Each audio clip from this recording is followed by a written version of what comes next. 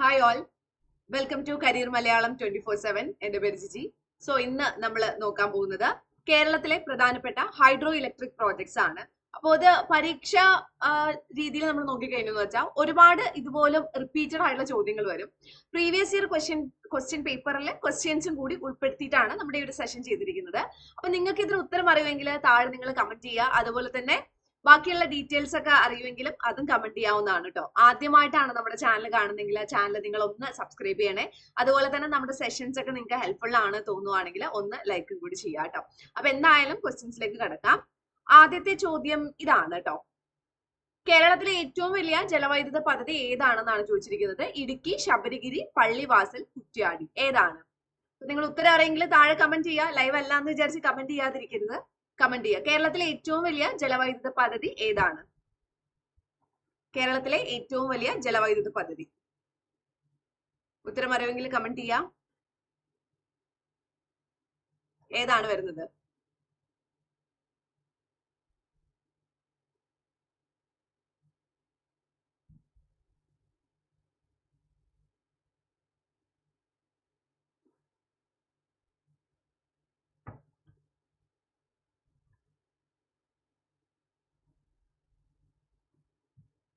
Answer നോക്കാം.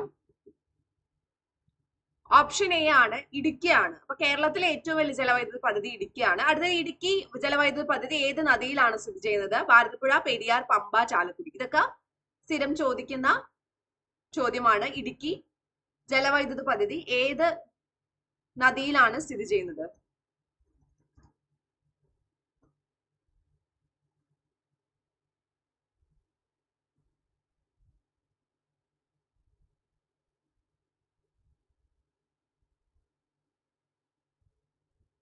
ഏതാണ് വരുന്നത്? ആൻസർ നോക്കാം. ഓപ്ഷൻ ബി ആണ്, പെരിയാർ ആണ് കേട്ടോ. പെരിയാറിലാണ് ഇടുക്കി ജലവൈദ്യുത പദ്ധതി ഉള്ളത്. ഏത് നദിയിലാണ് ചോദിച്ചു കഴിഞ്ഞാൽ പെരിയാറിലാണ് വരുന്നത് കേട്ടോ. പെരിയാറിലാണ്. അടുത്തത്, കേരളത്തിലെ ആദ്യ ജലവൈദ്യുത പദ്ധതി ഏതാണ്? ശബരിഗിരി, ഇടുക്കി, പള്ളിവാസൽ, കുറ്റ്യാടി.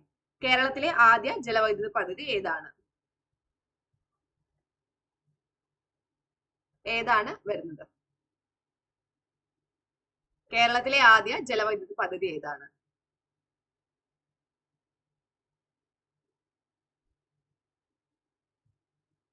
ഏതാണ് വരുന്നത്? ആൻസർ നോക്കാം.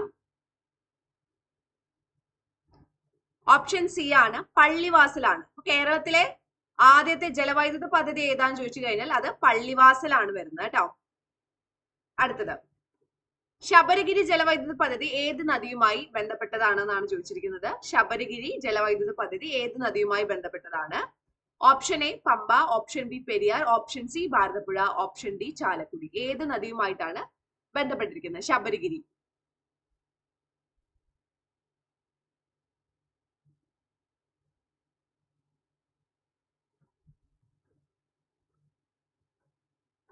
ശബരിഗിരി ജലവൈദ്യുത പദ്ധതി ഏത് നദിയുമായാണ് ബന്ധപ്പെട്ടിരിക്കുന്നത്?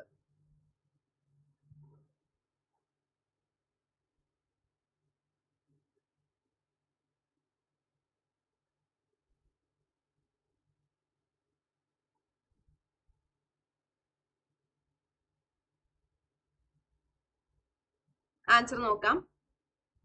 ഓപ്ഷൻ എ ആണ്, പമ്പയാണ്. പമ്പയാണ് വരുന്നത്. അടുത്തത്, കുറ്റ്യാടി ജലവൈദ്യുത പദ്ധതി ഏത് ജില്ലയിലാണ്? ഇടുക്കി, വയനാട്, കോഴിക്കോട്, പാലക്കാട്. എവിടെയാണ് കുറ്റ്യാടി ജലവൈദ്യുത പദ്ധതി? എവിടെയാണ്? അപ്പൊ നിങ്ങൾക്ക് സ്ലോ ആയി തോന്നുന്നുണ്ടെങ്കിൽ ഒന്ന് സ്പീഡ് ഒന്ന് കൂട്ടിയിട്ട് കാണണം കേട്ടോ. ഏതാണ് വരുന്നത്? കുറ്റ്യാടി ജലവൈദ്യുത പദ്ധതി ഏത് ജില്ലയിലാണ് വരുന്നത്?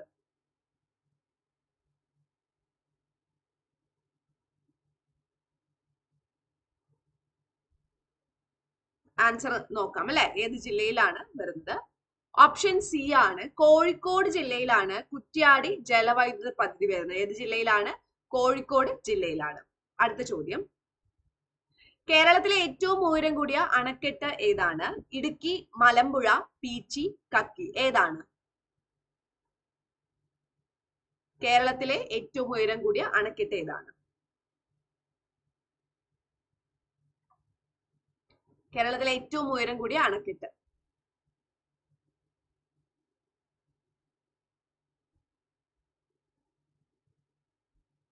ആൻസർ നോക്കാം. ഓപ്ഷൻ എ ആണ്, ഇടുക്കിയാണ്. കേരളത്തിലെ ഏറ്റവും ഉയരം കൂടിയ അണക്കെട്ട് ഇടുക്കിയാണ്. കക്കി ജലവൈദ്യുത പദ്ധതി ഏത് ജില്ലയിലാണ്? കൊല്ലം, ആലപ്പുഴ, പത്തനംതിട്ട, കോട്ടയം. ഏത് ജില്ലയിലാണ്?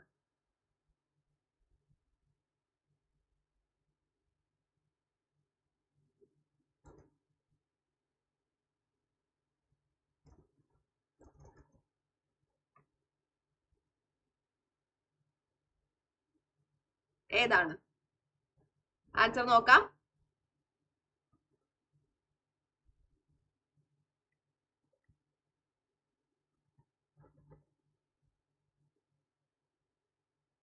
ഓപ്ഷൻ സി ആണ്, പത്തനംതിട്ടയാണ്. ഇനി പള്ളിവാസൽ ആട്ടത്. ഓക്കെ, പള്ളിവാസൽ ജലവൈദ്യുത പദ്ധതി ഏത് ജില്ലയിലാണ് സ്ഥിതി ചെയ്യുന്നത്? തൃശ്ശൂര്, വയനാട്, എറണാകുളം, ഇടുക്കി. ഏത് ജില്ലയിലാണ് പള്ളിവാസൽ ജലവൈദ്യുത പദ്ധതി സ്ഥിതി ചെയ്യുന്നത്? ഏത് ജില്ലയിലാണ്?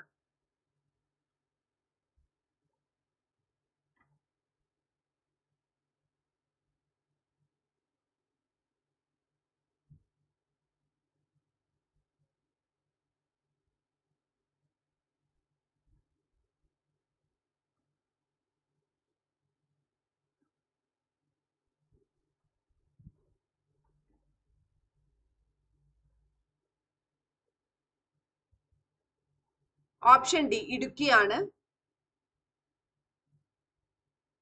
ഇടുക്കി. അടുത്തത്, നമ്മളൊരു ഓൺലൈൻ്റെ കോഴ്സ്, നിങ്ങൾക്ക് നമ്മുടെ ക്ലാസ്സുകൾ എപ്പോഴും കാണുന്നവർക്ക് അറിയാം, നമ്മളൊരു ഓൺലൈൻ്റെ കോഴ്സ് പ്രൊവൈഡ് ചെയ്യുന്നുണ്ടെന്ന് അറിയാലോ. അപ്പൊ നമ്മൾ ഡേറ്റ അനലിറ്റിക്സും അതുപോലെ തന്നെ ഡിജിറ്റൽ മാർക്കറ്റിംഗ് ആണ് പ്രൊവൈഡ് ചെയ്യുന്നത്. ഇത് AI ബേസ്ഡ് ആയിട്ടാണ്. ഇന്ത്യയിൽ തന്നെ ആദ്യമായിട്ടാണ് ഒരു AI ബേസ്ഡ് ആയിട്ടുള്ള ഡിജിറ്റൽ മാർക്കറ്റിംഗും അതുപോലെ തന്നെ ഡേറ്റ അനലിറ്റിക്സും നമ്മൾ പ്രൊവൈഡ് ചെയ്യുന്നത് കേട്ടോ. അപ്പൊ ഇതിൽ 100% കരിയർ അസിസ്റ്റൻസ് പറയുന്നത്. നിങ്ങൾ ഇതിൽ ജോയിൻ ചെയ്യുവാണെങ്കിൽ ഉറപ്പായിട്ട് നിങ്ങൾക്ക് ജോലി കൂടി ഇവിടെ അറേഞ്ച് ചെയ്ത് തരും. അതുകൊണ്ടാണ് നമ്മൾ ഇതിനെ 100% കരിയർ അസിസ്റ്റൻസ് ആണെന്ന് പറയാൻ കാരണം. പിന്നെ ഇതിൽ ഡുവൽ സർട്ടിഫിക്കേഷൻ ഉണ്ട്. അതുപോലെ തന്നെ നിങ്ങൾക്ക് പഠിക്കുമ്പോൾ തന്നെ കോഴ്സുകളുടെ ഇടയിൽ തന്നെ പ്രൊജക്ട് ചെയ്യാനുള്ള അവസരം കൂടി ലഭിക്കുന്നുണ്ട്. ഇപ്പൊ നോർമലി ഏതൊരു കോഴ്സ് ചെയ്ത് കഴിഞ്ഞാലും, പ്രത്യേകിച്ച് ഇതുപോലുള്ള കോഴ്സുകൾ ചെയ്ത് കഴിഞ്ഞാൽ നിങ്ങൾ പുറത്ത് ഫ്രീലാൻസ് ആയിട്ട് എടുക്കാൻ തന്നെ പ്രൊജക്ട് എടുക്കുമ്പോൾ പ്രൊജക്ട് ചെയ്യാൻ അറിയുന്നില്ല. പക്ഷെ നിങ്ങൾ തിയറിറ്റിക്കലി നന്നായിട്ട് പഠിച്ചിട്ടുണ്ടാവും.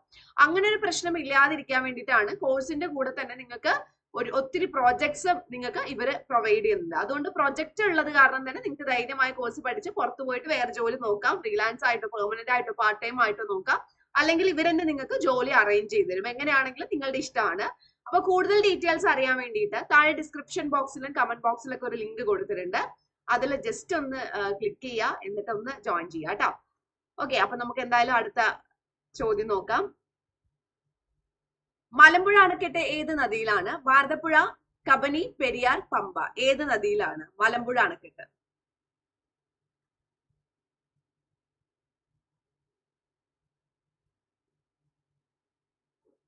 മലമ്പുഴ അണക്കെട്ട് ഏത് നദിയിലാണ്?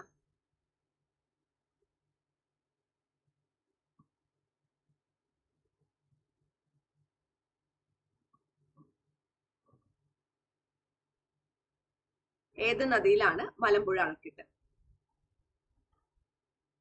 ആൻസർ നോക്കാം.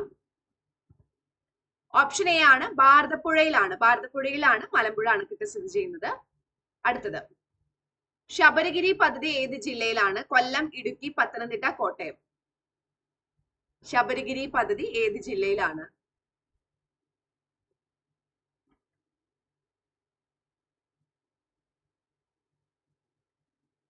ഏത് ജില്ലയിലാണ് ശബരിഗിരി പദ്ധതി?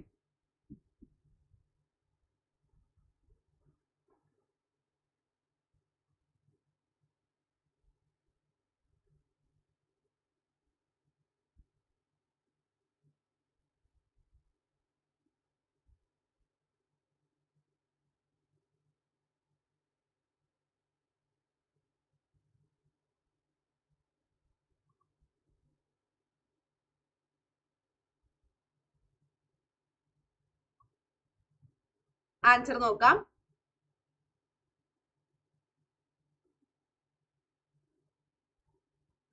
ഓപ്ഷൻ സി ആണ് വരുന്നത്, പത്തനംതിട്ടയാണ്. ഓക്കെ, ഓപ്ഷൻ സി പത്തനംതിട്ടയാണ് വരുന്നത്. ശബരിഗിരി ശബരിമല ആയിട്ട് റിലേറ്റ് ചെയ്യുക. അപ്പൊ പത്തനംതിട്ട, പമ്പ ഒക്കെ ആയിട്ട് കണക്ട് ചെയ്യാൻ പറ്റും. അടുത്തത്, കേരളത്തിലെ ഏറ്റവും വലിയ ഭൂഗർഭ ജലവൈദ്യുത നിലയം ഏതാണ്? ശബരിഗിരി, കുറ്റ്യാടി, പള്ളിവാസൽ, ഇടുക്കി. ഇത് പള്ളിയല്ല കേട്ടോ, പള്ളിയാണ്.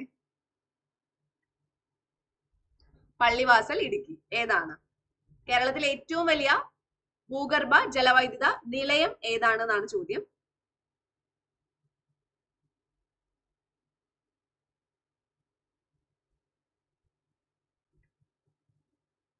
ഏതാണ് കേരളത്തിലെ ഏറ്റവും വലിയ ഭൂഗർഭ ജലവൈദ്യുത നിലയം?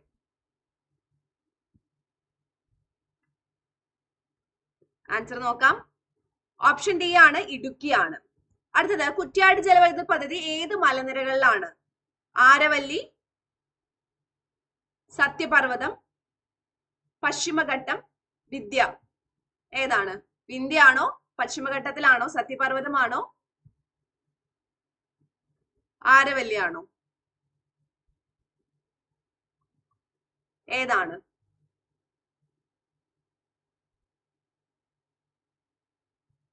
ആൻസർ നോക്കാം. ഓപ്ഷൻ സി ആണ്, പശ്ചിമഘട്ടമാണ്. അടുത്തത്, കുളമാവ് അണക്കെട്ട് ഏത് ജലവൈദ്യുത പദ്ധതിയുമായി ബന്ധപ്പെട്ടതാണ്? ശബരിഗിരി, ഇടുക്കി, കുറ്റ്യാടി, പീച്ചി. കുളമാവ് അണക്കെട്ട് ഏത് ജലവൈദ്യുത പദ്ധതിയുമായി ബന്ധപ്പെട്ടതാണ്? ശബരിഗിരി, ഇടുക്കി, കുറ്റ്യാടി, പീച്ചി.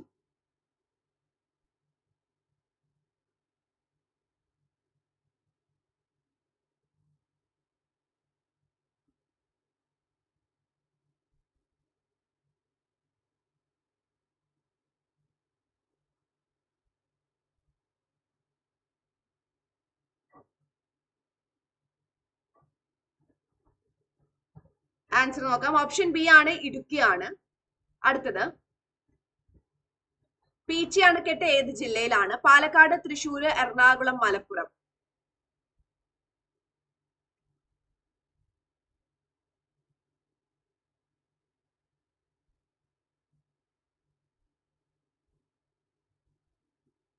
പീച്ചി അണക്കെട്ട് ഏത് ജില്ലയിലാണ്?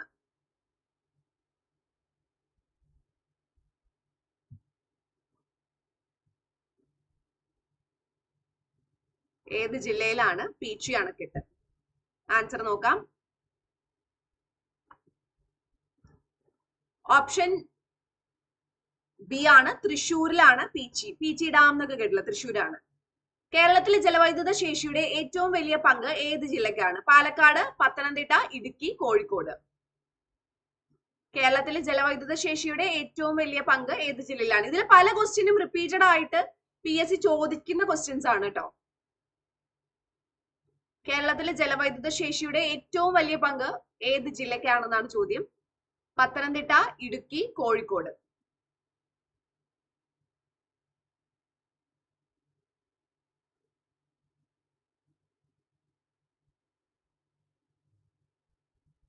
ആൻസർ നോക്കാം, ഏത് ജില്ലക്കാണെന്ന്.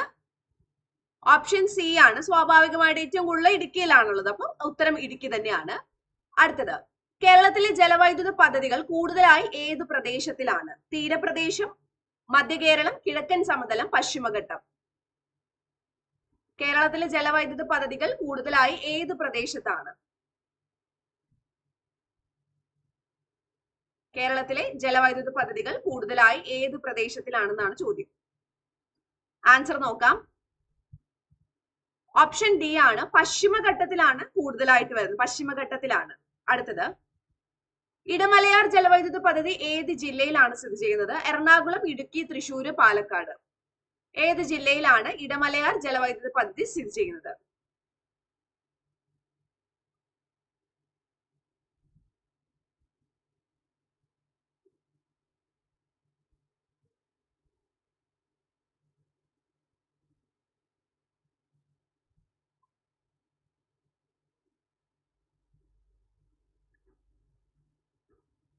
ആൻസർ നോക്കാം. ഓപ്ഷൻ എ ആണ്, എറണാകുളം ആണ് വരുന്നത് കേട്ടോ. അടുത്തത്, കേരളത്തിലെ ഏറ്റവും പഴക്കമുള്ള ജലവൈദ്യുത പദ്ധതി ആരംഭിച്ച വർഷം ഏതാണ്? 1903, 33, 40, 56. കേരളത്തിലെ ഏറ്റവും പഴക്കമുള്ള ജലവൈദ്യുത പദ്ധതി ആരംഭിച്ച വർഷം ഏതാണ്?